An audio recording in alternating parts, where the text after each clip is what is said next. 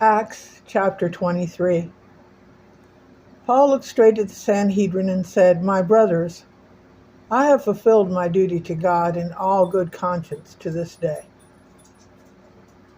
At this, the high priest Ananias ordered those standing near Paul to strike him on the mouth. Then Paul said to him, "God will strike you, you whitewashed wall. You sit there to judge me according to the law, yet you yourselves violate the law by commanding that I be struck." Those who were standing near Paul said, "How do you insult God's high priest?" Paul replied, "Brothers, I did not realize he was a high priest, for it is written, 'Do not speak evil about the ruler of your people.'"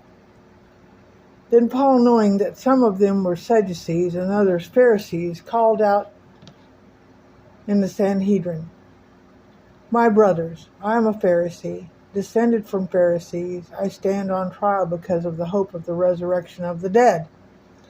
When he said this, a dispute broke out between the Pharisees and the Sadducees, and the assembly was divided.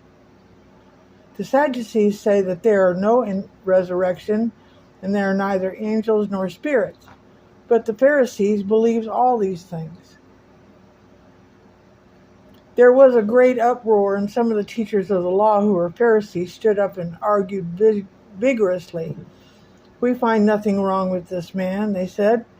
"What if a spirit or an angel has spoken to him?" The dispute became so violent that the commander was afraid Paul would be torn to pieces by them. He ordered the troops to go down and take him away from them by force and bring him to the barracks. The following night the Lord stood near Paul and said, "Take courage, as you have testified before me in Jerusalem, so you must testify in Rome." The next morning some Jews formed a conspiracy and bound themselves with an oath not to eat or drink until they have killed Paul. More than 40 men were involved in this plot. They went to the chief priests and the elders and said, "We have taken a solemn oath not to eat anything until we have killed Paul. Now then, you and the Sanhedrin petitioned the commander to bring him before you on the pretext of wanting more accurate information about his case. We are ready to kill him before he gets there." But when the son of Paul's sister heard of the plot, he went into the barracks and told Paul. Then Paul called one of the centurions and said, "Take this young man to the commander. He has something to tell him." So they took him to the commander. And the centurion said, "Paul, the prisoner sent for me, has asked me to bring this young man to you because he has something to tell you." The commander took the young man by the hand, drew him aside, and said, "What is it you want to tell me?" And he said, "Some Jews have agreed to ask you to bring Paul before the Sanhedrin tomorrow on the pretext of wanting more accurate information about him. Don't give in to them, because more than 40 of them are waiting to ambush for him. They have taken an oath not to eat or drink until they kill him, and they are ready now, waiting for your consent to their request." The commander dismissed the young man with this warning, "Don't tell anyone that you reported this to me." Paul transferred to Caesarea. Then he called 2 of his centurions and ordered them, "Get ready a detachment of 200 soldiers, 70 horsemen, and 200 spearmen to go to Caesarea at 9 tonight. Provide horses for Paul so that he may be taken safely to Governor Felix." Then he wrote the following letter.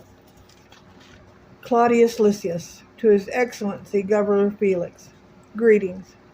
This man was seized by Jews, and they were about to kill him, and I came with my troops and rescued him, for I feared that he is a Roman citizen, for I learned that he was a Roman citizen.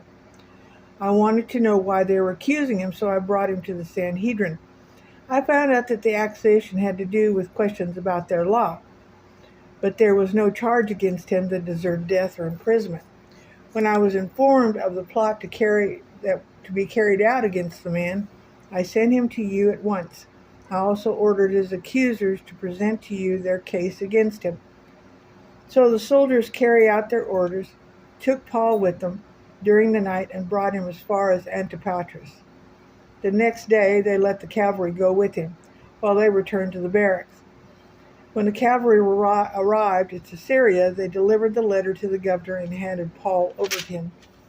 The governor read the letter, asked what province he was from, Learning he was from Cilicia, he said, "I will hear your case when your accusers get here."